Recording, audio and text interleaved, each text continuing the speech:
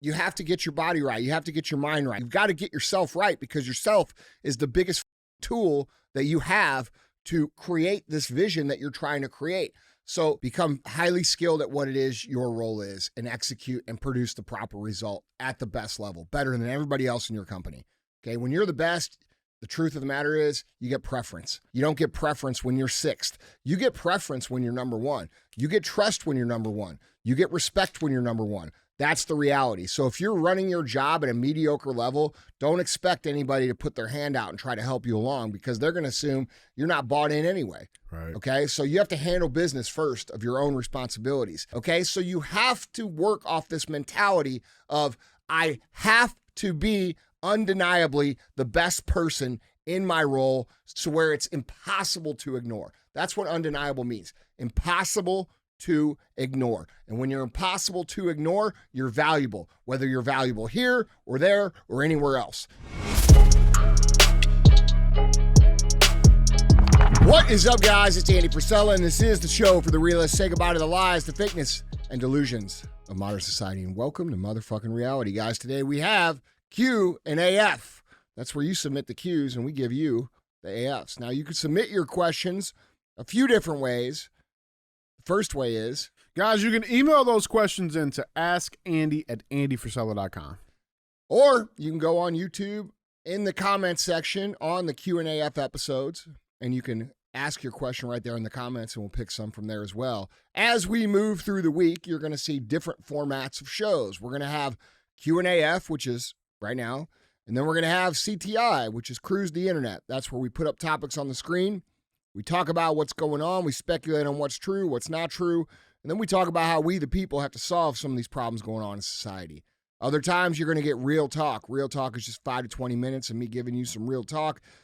And then we have 75 hard verses. And 75 hard verses is where somebody who has completed the 75 hard program comes on the show, talks about how they were before, how they are now.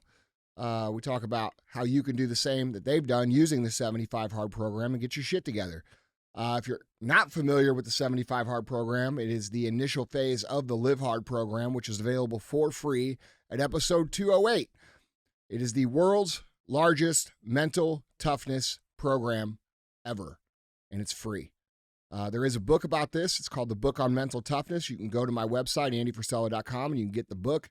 It's not required. The program is for free at episode 208 on audio feed only. But if you want to know the ins and outs and the ups and downs and everything in between, the Book on Mental Toughness is a great book. It covers the entire Live Hard program plus 10 chapters on mental toughness, why it's important, how to build it, and what it'll do for you, and then some case studies on some very famous people and how they've used it to become the recognizable names that you know.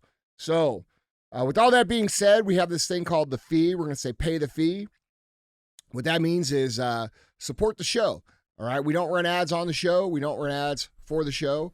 We do not take money from companies and have them tell me what I can and can't say and will and won't do. I pay for this show out of my pocket. And I do that so that I can keep it real and not have to deal with any bullshit. So in exchange for that, not spending 30 minutes of your day talking about a bunch of stuff I don't use, I just ask very simply that you share the show. We're constantly battling censorship and traffic bans and shadow bans and throttles and all these things, especially when we talk about what's going on in the world on CTI. And if you think the message is important, we need you to share the show. It doesn't get out without you guys. So don't be a hoe. Share the show. All right. Hey. What's up, dude? What's going on, my man? Oh, not much. Yeah. What's up with you? Oh, nothing much. Another just beautiful Monday here. Yeah. Making people better. Mm-hmm. Yeah. Was there anything new going on with you?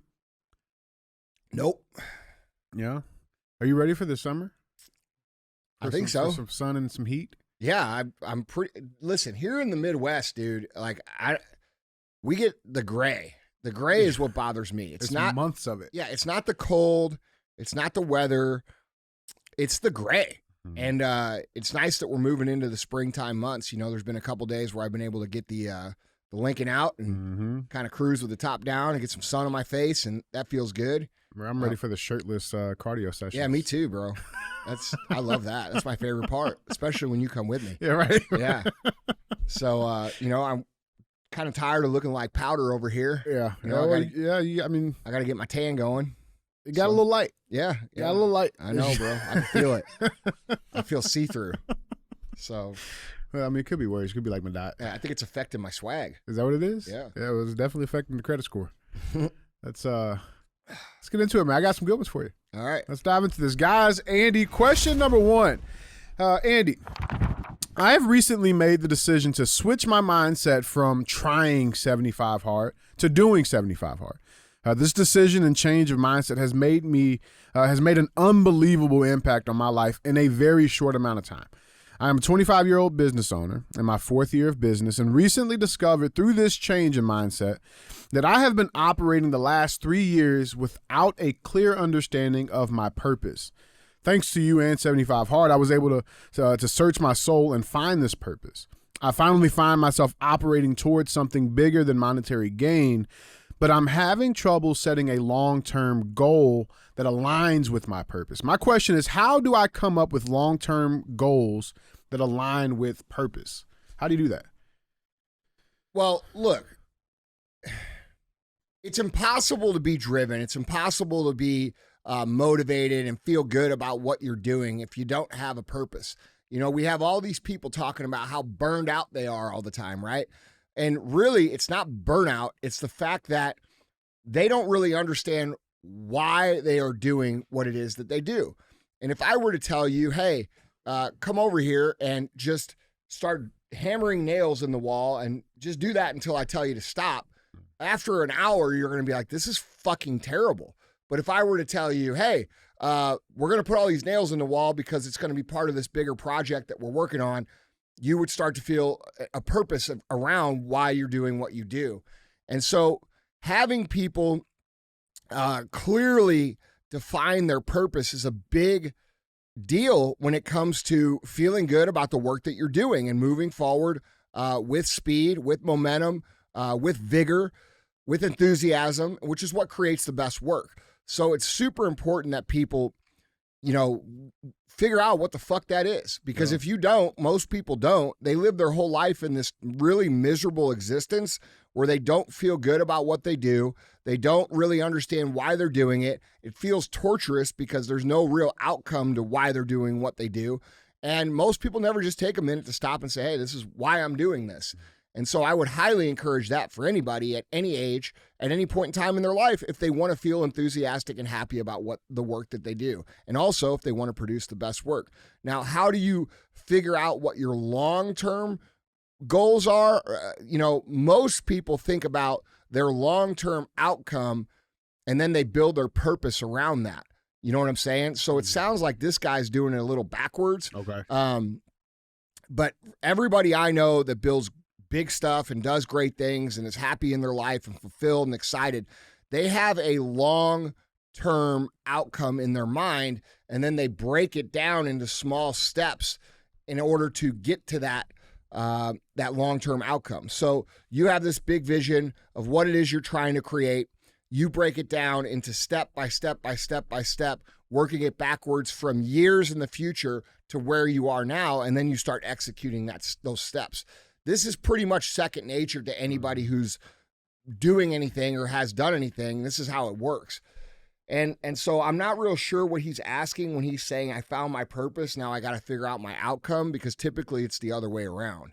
So what I would do is I would spend some time sitting down, thinking about where it is you want to be, what kind of life you want to live, what do you want your life to look like, get very detailed about it. Paint the picture in your mind over and over and over again through visualization every single day, and then make practical action steps that will create that in the future over the course of the next 5, 10, 15 years that you're going to break down into basically steps. And then you're going to take those steps and you're going to break them down into, you know, what are my daily tasks that I need to do to move towards this goal? And that's where a tool like the Power List really comes into play.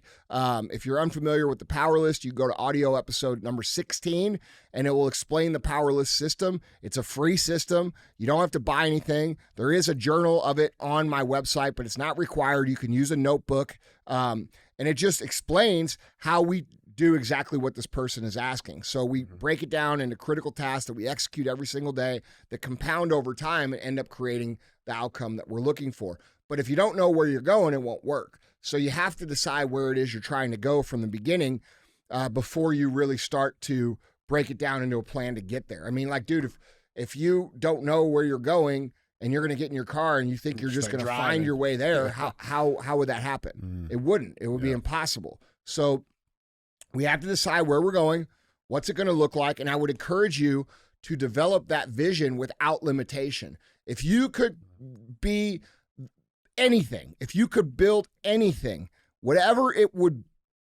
your mind could come up with, think of that in the biggest, coolest, best, most favorable outcome terms.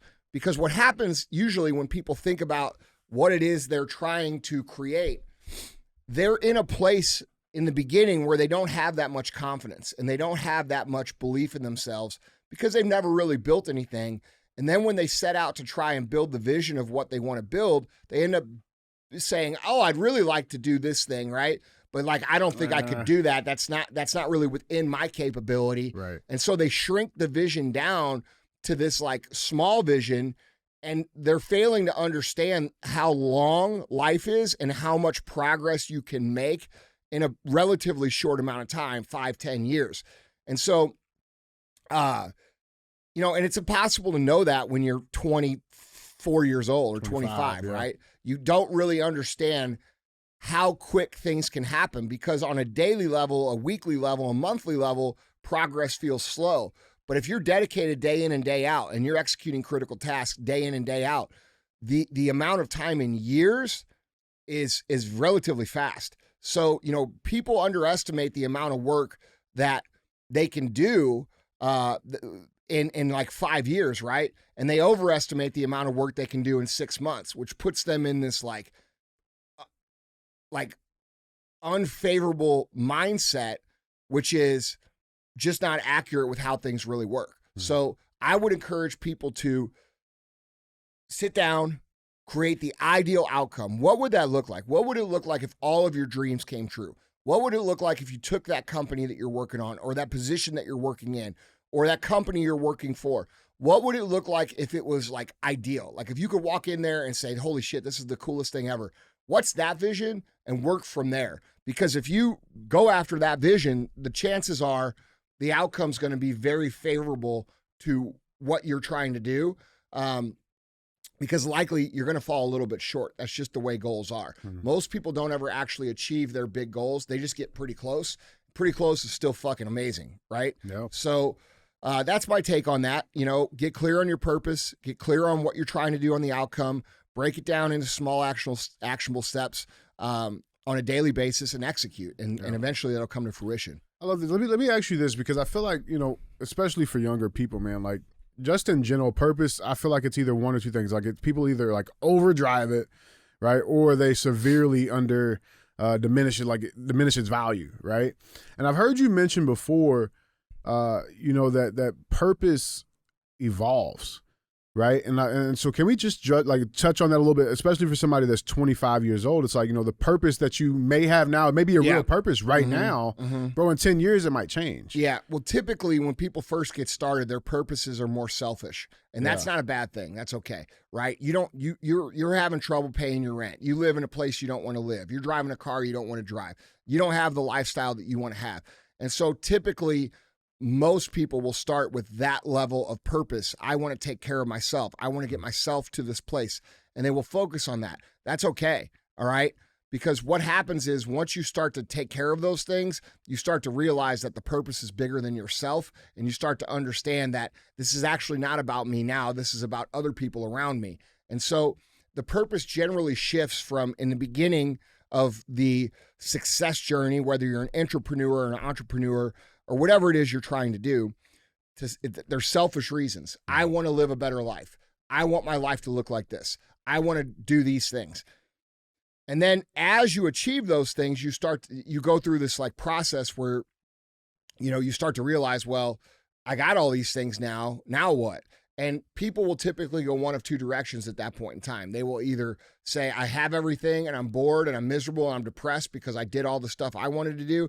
And then they do not reevaluate the next step, which causes them to go backwards, and it causes them to lose the progress they have made, become miserable, become anxious, become depressed, and, sometimes just quit. All right. This is why we see so many people who get a little bit of success and then they fall off and they disappear. Or they pick another path, and that other path is they evolve their purpose. They say, okay, I've got my bills paid. I'm able to eat okay. What about all the people around me? What about this? What about that? And they start asking bigger questions. And those bigger questions lead to a bigger purpose that typically is outside of self. All right. It becomes selfless. And this is why I tell people you have to be selfish to become selfless. All right. You can't just say, I'm this selfless guy from the beginning, and you can't even feed your own self. You can't take care of your own rent. You can't take care of your own family. That's not realistic. Yeah. But once you get that taken care of and you're comfortable, it's time to reevaluate what it is you're trying to do, what your purpose is. And typically the biggest success stories in the world, they evolve from, at the very beginning, I'm taking care of me. And then they go and say, okay, well, I need a bigger purpose. I need a bigger mission. I need a bigger project to work on. And then that project becomes so big that their purpose becomes big, which drives them forward, and it helps everybody around them. Yeah. Does that make sense? Yeah, absolutely. I love it.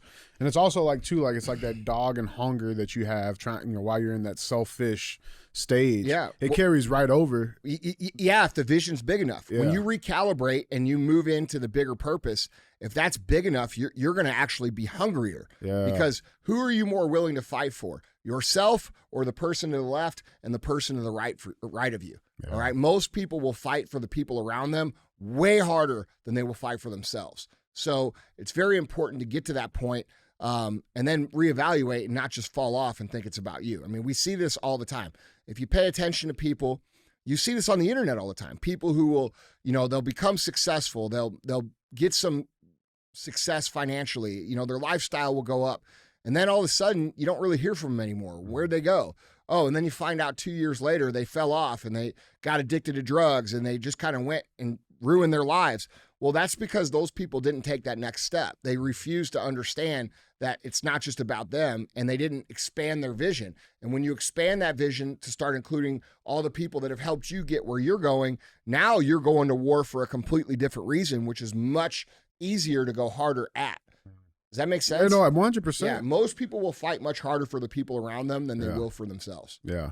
I think it's important too, man. Just like last little thing on this is like, people will hear you say that, like, okay, you got to be selfish in the beginning. Well, Andy, I mean, you saying be selfish, but like, how is that a good thing?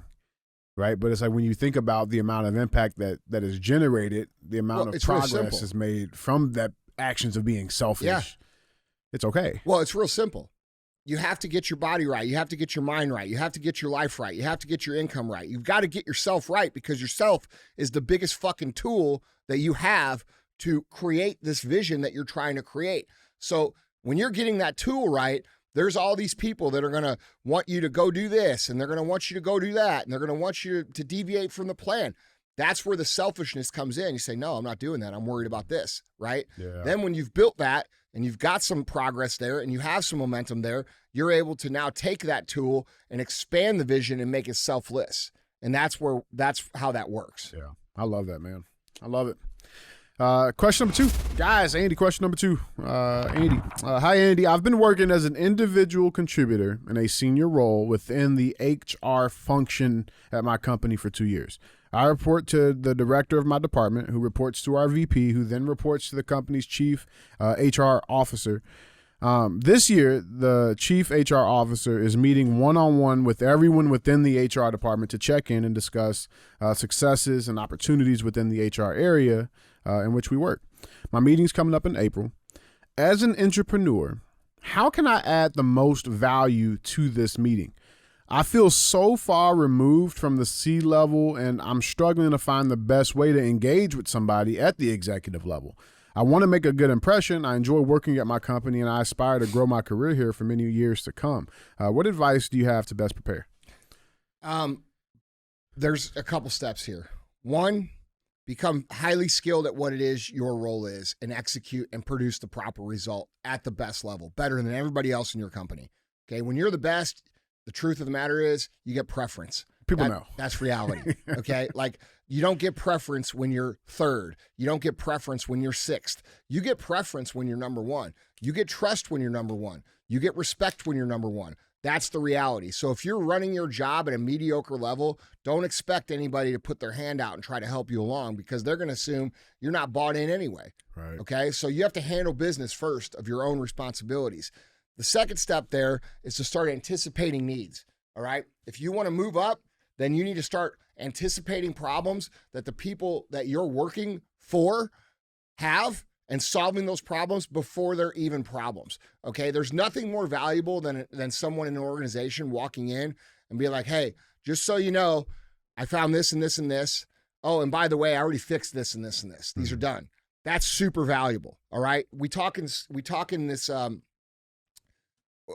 frequently about what the most valuable skills are as an entrepreneur, and it's sales, leadership, and then the ability to take initiative to take projects or problems and solve them without anybody above you having to put their hands on it. And that's a huge key to moving forward.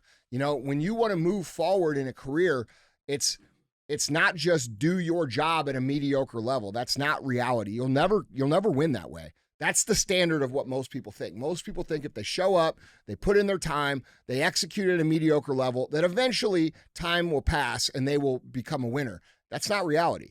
You have to fucking be the best at what you do. You have to do it very well. And then you have to do other work on top of that to create value for the people who are in the control of your path, so that they say, fuck, dude, DJ's on top of it. He saw this and this and this. He always sees these things. He handles these things. I don't have to babysit him. I don't have to, remind him. I don't have to tell him that he has to be great at his shit. And when the conversation comes up behind closed doors, well, hey, we need another person here. We need another person there. We have an opportunity. Who's going to get it? DJ's going to get it because he's already been proving that he can handle it. So there's a vast difference between what people expect will move their career forward and what actually will move their career forward. And like I said, just showing up every single day and checking a box is, dude, you're committing career suicide through 1,000 paper cuts. You're just going to rot. Yeah. And that's the reality in any organization. You have to become undeniable in your ability to contribute, to where when the conversation comes up for the opportunities, your name's at the top of that list. And that can only come by you being great at what you do, and then also learning how to anticipate the needs of the people that you're working with, solving those problems, and making it known that you solve those problems. That's a thing too. So a lot of people will do this initiative. They'll take on problems, they'll solve the problems, but they won't even let anybody know that they found these problems and they fixed them. And if nobody knows, then you don't get any kind of recognition for it. So you've got to come up with a tactful way to communicate that. You have to walk into your leadership and you have to say, hey, just so you know, I want to let you know, I found this, this, and this. And by the way, I solved this and this and this. This is what I did. And I just want to keep you in the loop. And then you walk the fuck out. And you know what I say? Fuck, dude, that guy's got his shit together, right? Yeah. He's worth more money. He deserves an opportunity. We don't want to lose that guy. Those are the conversations on the back end that employers have about their employees. And, it's very real. Like, every single employee in the world wants their best people to be closest to them so we can move the needle forward. And a lot of people think it's about time put in, or it's about, how many years you have, because they listen to their parents who worked in the old world, or honestly, were just mediocre people. I'm sure they're great people. I'm sure you love them. I'm sure they love you. But I'm talking about a performance standard that's mediocre. And they say, well, fuck, dude, I put in 20 years over there and they didn't do shit. Well, yeah, because you didn't do shit during your 20 years. You showed up and you existed. Okay. So you have to work off this mentality of, I have to be undeniably the best person in my role, to where it's impossible to ignore. That's what undeniable means. Impossible to ignore. And when you're impossible to ignore, you're valuable, whether you're valuable here or there or anywhere else. If you can cultivate this mindset where you are that kind of contributor, you will get paid, you will win, and your career will progress. And anything less than that, you won't. Yeah, I love that.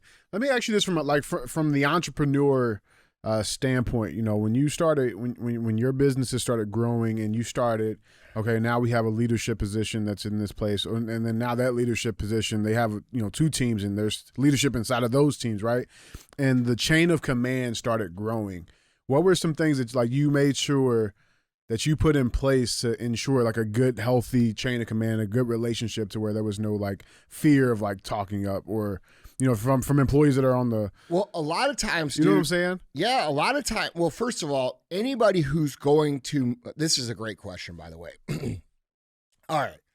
So your ability to communicate to the leadership as an entrepreneur is a skill that you must have. All right.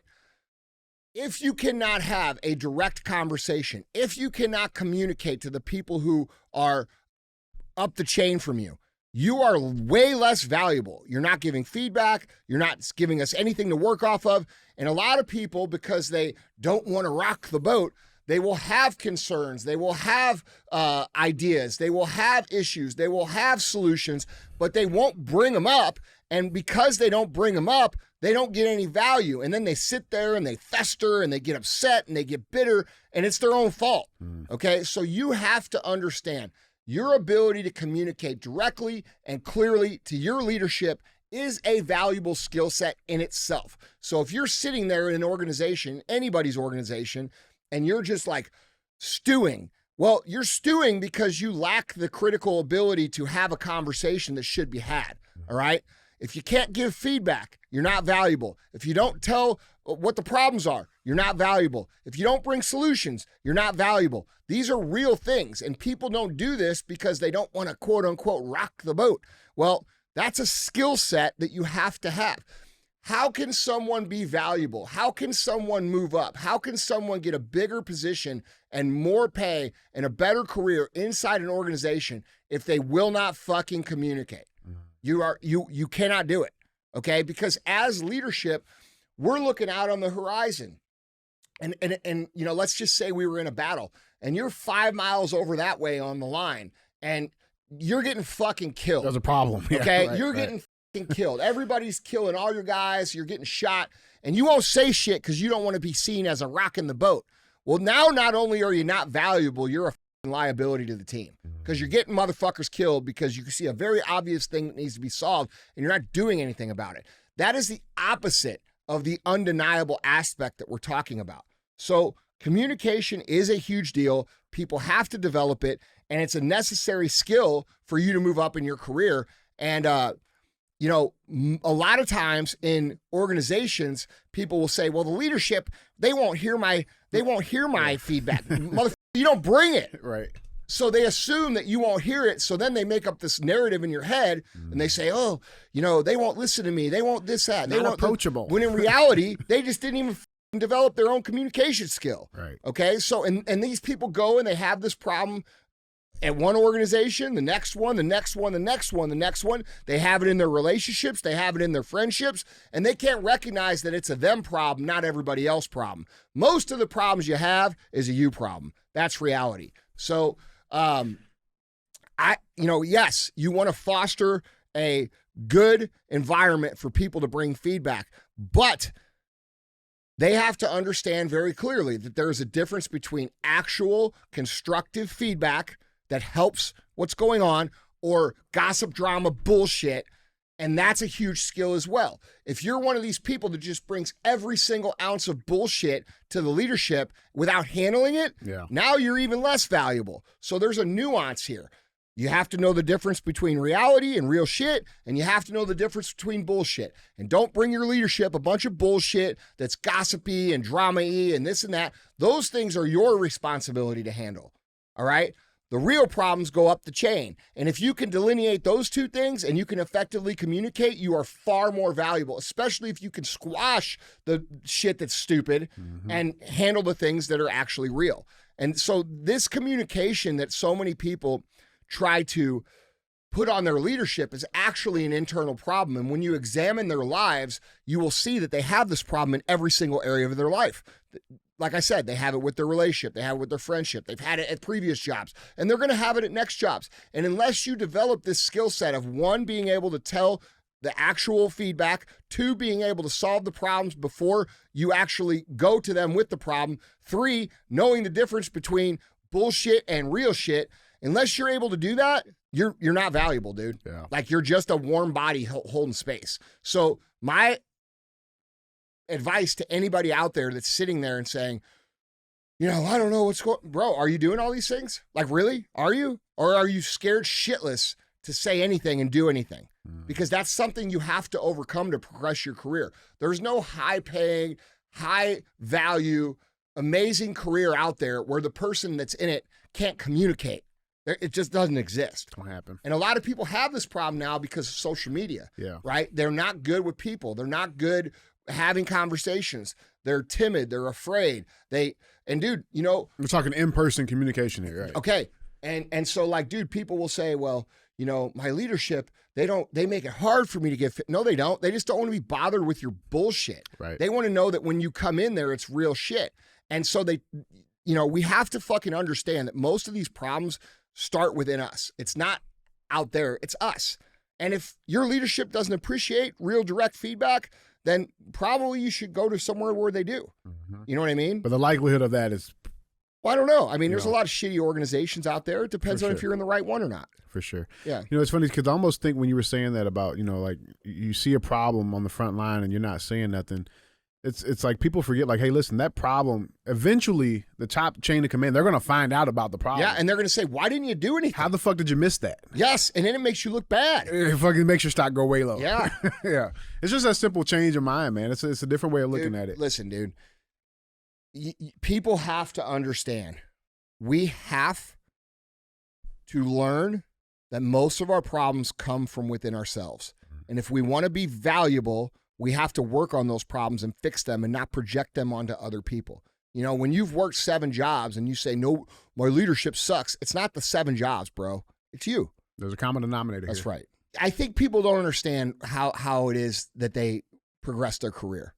Okay? No one's going to come and say, hey, you've been here for 7 years and I really want your career to progress. That's not what's going to happen, dude. Okay, you're going to have to be, this is how it works in real life. You are so good. You are so undeniably good. You contribute so much. You solve so many problems. You are so skilled. You are performing at a high level that you can walk in the office and you can say, fucking pay me. Fucking pay me or I'm out. That's the your goal as a fucking entrepreneur is to build so much leverage in yourself that you can walk in and you could say, hey, this is what I do. Here are my stats. This is what I've done. And you could show it all clear as day. I'm the best at what I do here. I'm this, I'm that, I'm this. I would like this opportunity. And if I can't get this opportunity in a reasonable time frame, I'm probably going to progress my career somewhere else. Yeah. And it's nothing against you guys. It's nothing. I love you guys, but I have to progress my career. And you know what's going to happen? You're going to walk out of the room and the people are going to say, all right, we got to find a spot for this guy. Mm-hmm. This guy's a fucking killer. Yeah. You know what I'm saying? Yeah. The caveat being you better make sure your shit's in line, though. No. Well, dude, people try to do that when they don't really have, right. They don't have leverage. Right. And then that's when companies look at people and they're like, okay.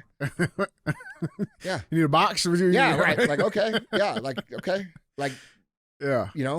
So it's your job is to become so great that nobody can ignore that. Nobody can deny it. It has to be actual data that shows that.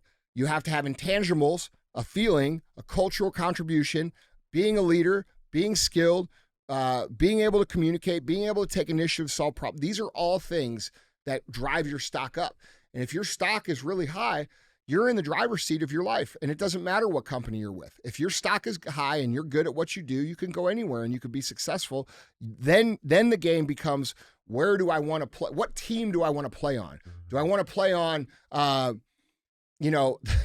I want to play on the Bad News Bears that loses every single year? Like the Broncos? Yeah, right. Do I want to play for the Broncos or do I want to play for, the Patriots when they're winning Super Bowls? Right. You know what I'm saying? Right. Like, then you get a chance. Now you get to name your path. And that's what people don't do that work. They want to jump in on the good team and then they expect them to be pulled along, and that's just not reality.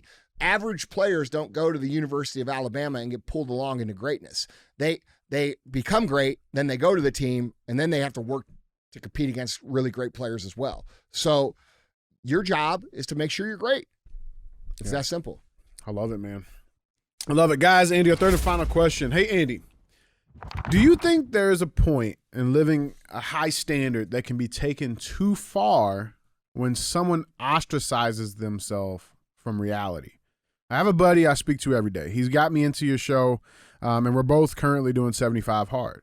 We were speaking about winners and losers, where he mentioned some other people we know when he claimed, quote, they're all losers. This guy, and this guy, they're just fucking losers.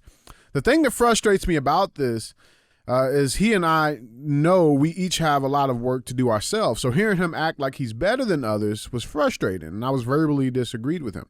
I took a second to think and definitively agree there is validity to what he's saying. However, one of the people he mentioned went to prison at a young age and turned into bodybuilding. Over the last 5 years, this gentleman has gotten into fantastic shape and continues to follow the good path versus the bad path while still making errors along the way. I personally disagree that someone like this isn't a loser.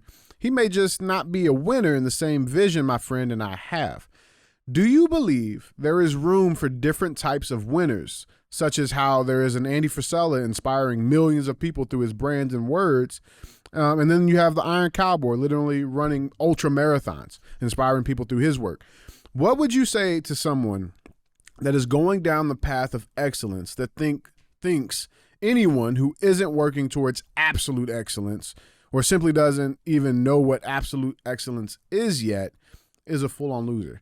What's the dynamics here? This is an interesting question here. Well, of course. I mean, we have to take into consideration where people start. Not everybody starts at the same place. Yeah. This is why you can't really judge people off the result they're producing without considering where they started. And the distance between where they started and where they are is actually what determines how well they're doing. So, of course, there's different people that are great. Mother Teresa, great, right? Yeah. You know what I'm saying? But she ain't dunking baskets like Kobe. That's what I'm saying. Yeah. Kobe Bryant, great. Right. You know, Tom Brady, great. These are all different art forms of greatness. You know, Vincent Van Gogh, great. You know, any of these musicians, great. Like, they're not losers because they're not on the same path as this other person. And I think it's important for all of us to remember this. And we cannot judge people based upon our scale of what greatness means to us, because it means something different to everyone. You know, somebody might be a great fucking parent, which is extremely important, right? Somebody might be a great entrepreneur, which is also extremely important and different. And while the entrepreneur may get more quote unquote credit, I would argue that the job of being a great parent is equally as important, if not more important, because it dictates future society. All right.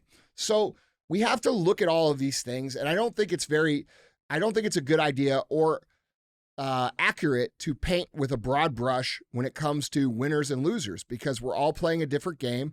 We're all working on different things. We all started in different places. We all have natural strengths and natural weaknesses that are all different.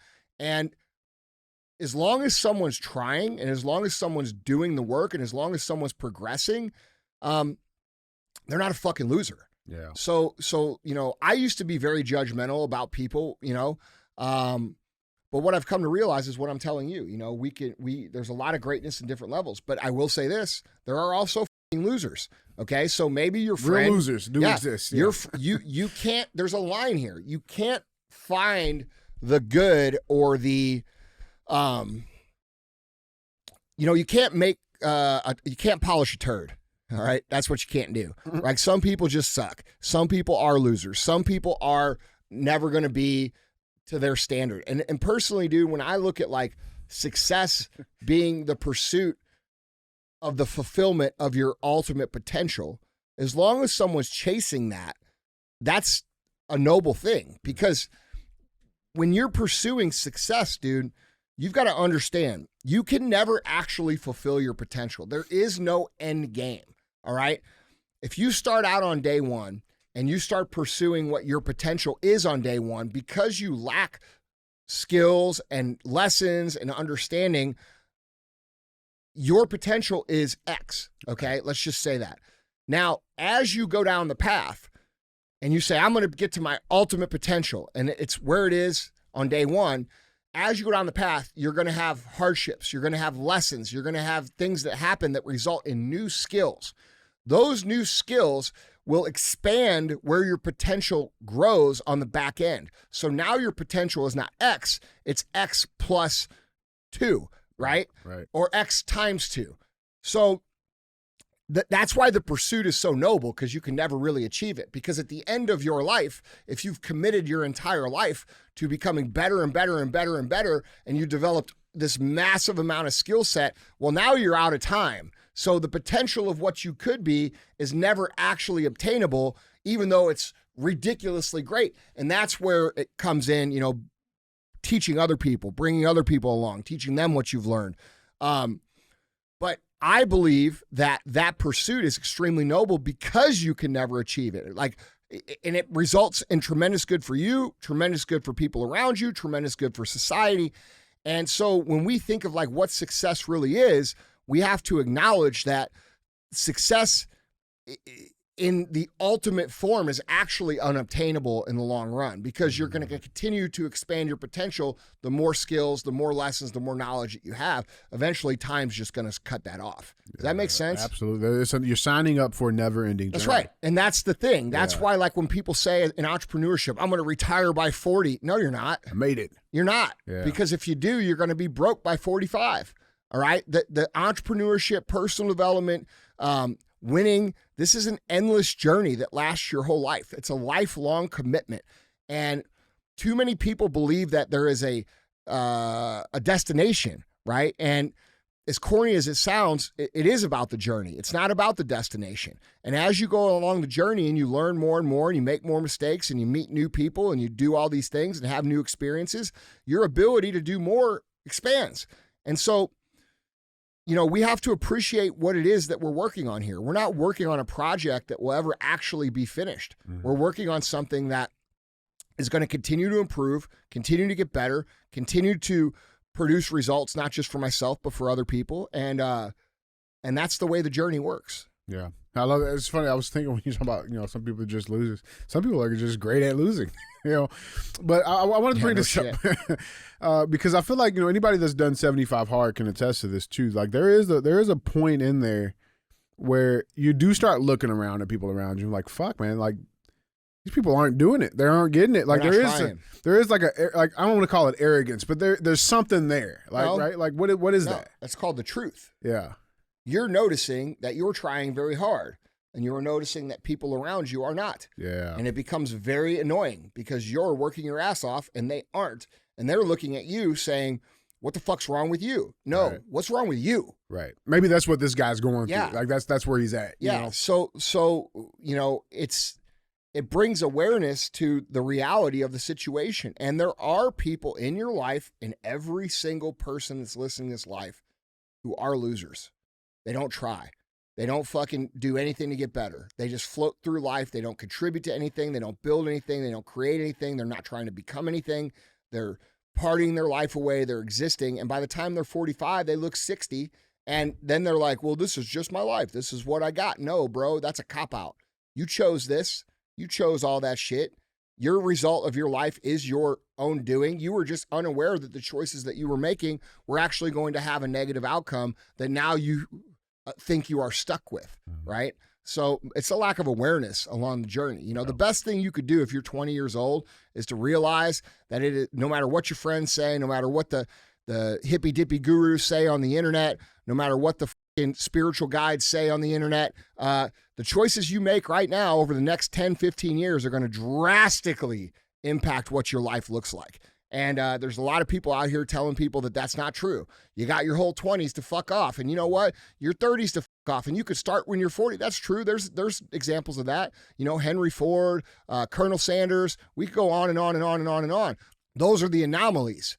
They are the exceptions to the rule. They are not the rule. The typical rule is if you off between the ages of 20 to 35, your life's going to suck. That's the norm. All right. So if you're 20, 25 years old and you're sitting here and you're thinking like, dude, I could travel the world. And okay, you can. You could do a little bit of stuff. Enjoy your youth. I'm all about it, bro. I'm not saying be a slave to whatever it is you're doing, but you better take your life serious and you better make good choices, because the choices you make from 20 to 35 are going to dictate the entire rest of your life. They're going to dictate how happy you are, how much money you have, what kind of lifestyle you have, who your friends are. The quality of your life in general will be decided very strongly by the decisions made between that age range.